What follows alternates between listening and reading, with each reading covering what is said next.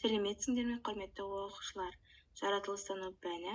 Бүгінгі сіздермен өтетін тақырыбымыз адамның дене мүшелері. Адам дене мүшесі жалпы 12 мүшеден тұрады. Адам денесі адамның бүкіл құрылымы болып табылады. Яғни бас, мойын, бағана, қолдар және аяқтар.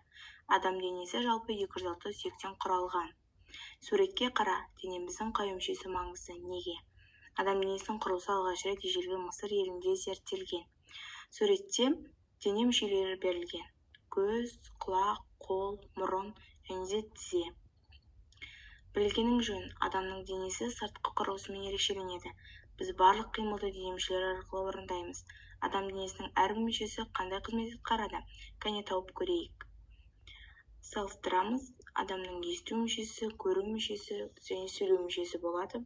Есту мүшесіне құлақ, адамның көру мүшесіне көз және сөйлеу мүшесіне ауызды жатқызамыз.